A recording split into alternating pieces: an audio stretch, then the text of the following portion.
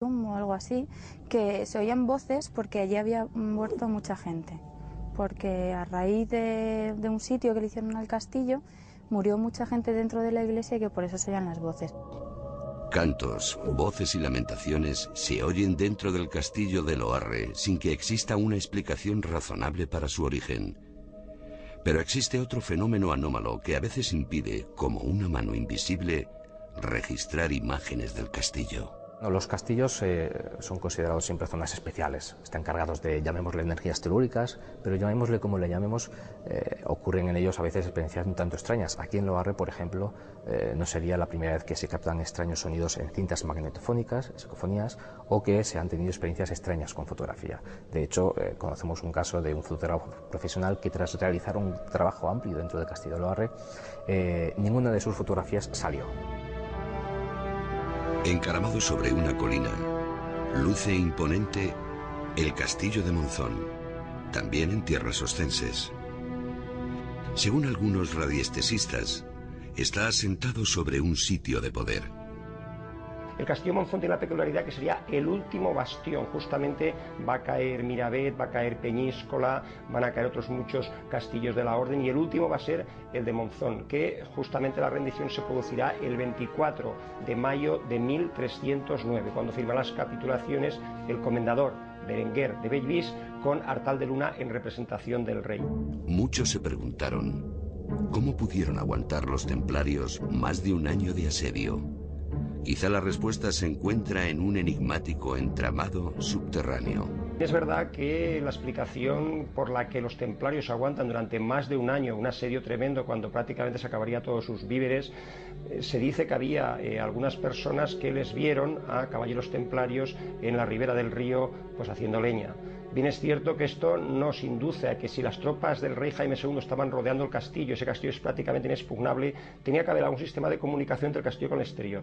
Y este sistema sería a través de los pasadizos o galerías de los que todavía existen algunos restos, incluso hay una parte en el castillo hasta donde se puede bajar por ese pasadizo hasta un momento donde se ciega.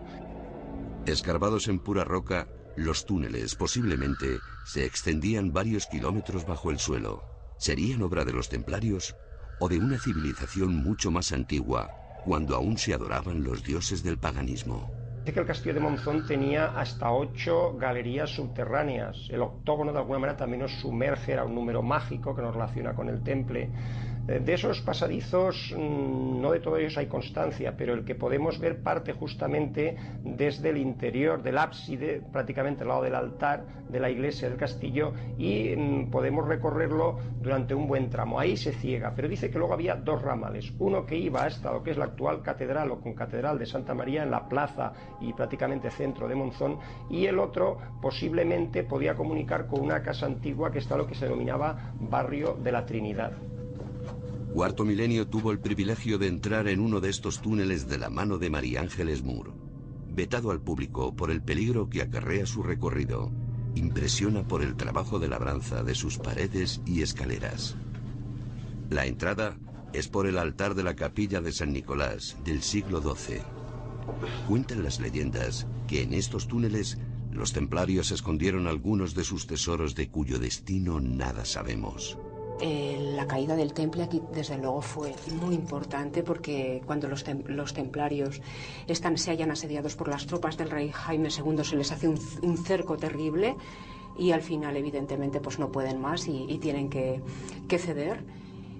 Pero bueno, como se cometió con ellos una injusticia tan grande, hay una leyenda que dice que cada 24 de mayo, que fue la fecha en que definitivamente cayó el castillo, pues Guillem de Monrodon, Berenguer de Bellvis, el último maestre, dice que aparece por la noche por el castillo su fantasma dando fuertes gritos y alaridos con el rostro ensangrentado.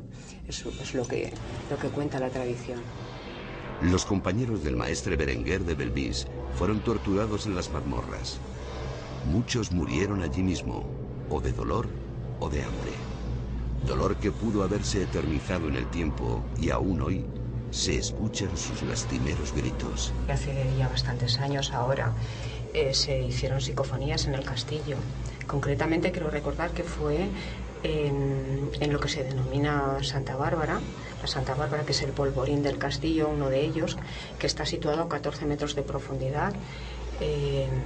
Y bueno, pues allí se oían aparentemente gritos o como lamentos, ruidos, o sea que fueron positivas. Las desdichas se consubstanciaron bajo la forma de justicia incumplida y de ahí la súplica por una reparación. En las entrañas de la tierra, algunas voces aún retumban donde, quizá, un día, se descubran más misterios entre las paredes pétreas de aquella extraordinaria fortaleza.